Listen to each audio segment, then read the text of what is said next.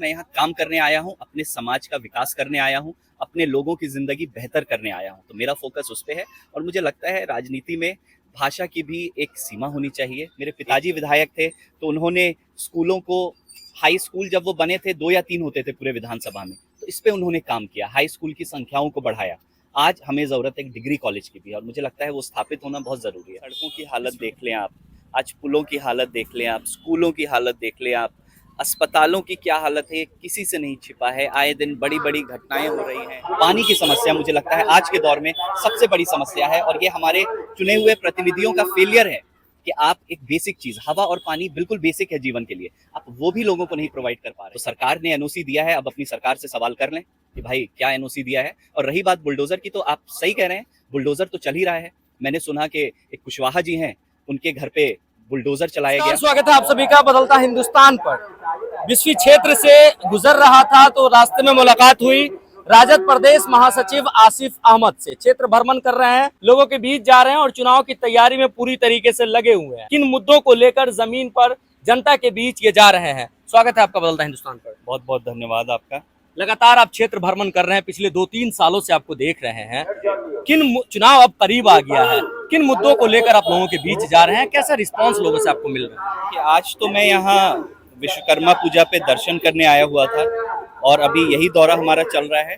और मुझे लगता है किसी भी समाज में बात शिक्षा पे होनी चाहिए, बात स्वास्थ्य की सुविधा पे होनी चाहिए, बात रोजगार पे होना चाहिए, बात फैक्ट्रीज पे होनी चाहिए, बात और भी बहुत सारे मुद्दे हैं जिन पर होनी चाहिए।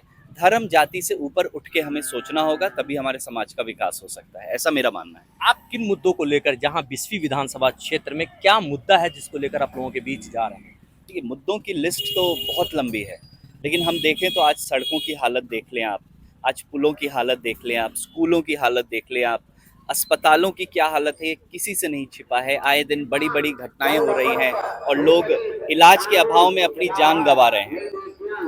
पानी की समस्या मुझे लगता है आज के दौर में सबसे बड़ी समस्या है और ये हमारे चुने हुए प्रतिनिधियों का फेलियर है कि आप एक बेसिक चीज़, हवा और पानी बिल्कुल बेसिक है जीवन के लिए, आप वो भी लोगों को नहीं प्रोवाइड कर पा रहे हैं। नल जल योजना होने के बावजूद उसमें जो घोटालेबाजी हुई, उसमें जो बुरी व्यवस्था की गई, उस वजह से आज गांव-गांव में लोग पीने के पानी के लिए परेशान हैं। जो हम शहरों में देखते थे आज गांव में देखने को मिल रहा है और अगले साल मैं आपको बता दूं ये स्थिति और खराब हो जाएगी। आपका क्या प्लान है फ्यूचर में, अगर पार्टी आप पर विश्वास जताती है और जनता आपको चुनकर लाती है तो क्या करेंगे आप फ्यूचर में? देखिए, सबसे पहला देखिए 100 चीज़ें हैं तो उनमें हमें प्रायोरिटाइज करना होगा। मेरी नज़र में सबसे ऊपर अगर आज कुछ है वो है पीने के पानी की समस्या।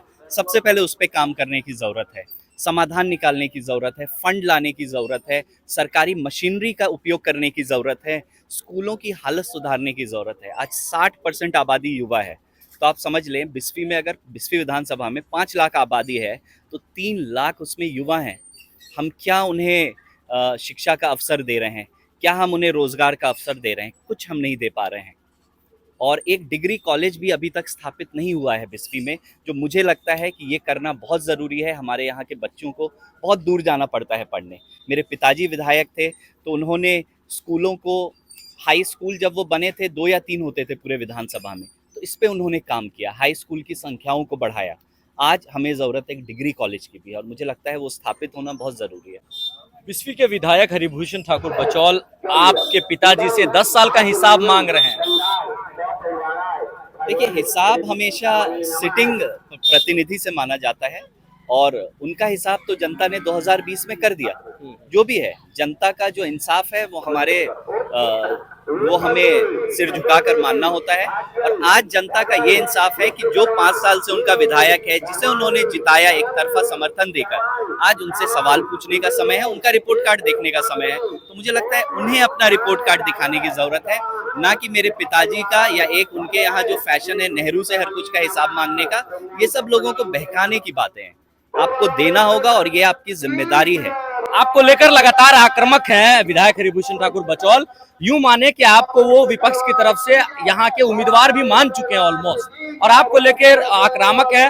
और उनका कहना है कि आपको लेकर भद्दी भद्दी शब्द का इस्तेमाल करते हैं, जैसे नपुंसक, भद्दे भद्दे शब्द का इस्तेमाल कर रहे हैं, क्या कहेंगे उनको? नहीं, मैं तो शादीशुदा हूँ, मेरे बच्चे भी हैं, पूरा परिवार है। मैं यहाँ काम करने आया हूँ, अपने समाज का विकास करने आया हूँ, अपने लोगों की ज़िंदगी बेहतर करने आया हूँ। तो मेरा फ़ोकस उस पे है और मुझे लगता है राजनीति में भाषा की भी एक सीमा होनी चाहिए, एक पद की भी गरिमा लोगों के मन में होनी चाहिए कि आप जिस पद पे हो, उसकी भी गरिमा का आप लिहाज़ रखें।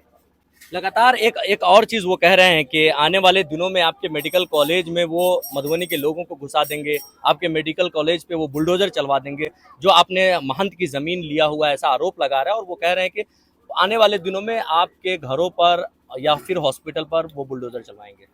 देखिए, सबसे पहले बेसिक जानकारी भी इंसान को रखनी चाहिए कि जब भी हमारे देश में या हमारे राज्य में कोई भी इंस्टीट्यूट स्थापित होता है, तो राज्य सरकार को एक एनओसी देना होता है। जब तक वो एनओसी कोई भी इंस्टीट्यूशन प्राप्त नहीं करता है, तब तक उसे बनाने की इजाज़त नहीं मिलती है और एनओसी पूरा सर्वे सरकार करने के बाद देती है। तो सरकार ने एनओसी दिया है, अब अपनी सरकार से सवाल कर लें कि भाई क्या एनओसी दिया है। और रही बात बुलडोज़र की, तो आप सही कह रहे हैं, बुलडोज़र तो चल ही रहा है। मैंने सुना कि एक कुशवाहा जी हैं, उनके घर पे बुलडोज़र चलाया गया और आपके ही चैनल के माध्यम से मैंने ये न्यूज़ देखा था, तो मुझे पता लगा कि कोई छोटी-सी बात थी जिस पे किसी का घर उजाड़ देना, बुलडोज़र चला देना, ये इंसाफ़ नहीं है लोकतंत्र में। लोकतंत्र में अगर आपको पता भी करना था, आप कागज़ देखिए, आप नापी करवाइए, बहुत प्रोसेस है करने का।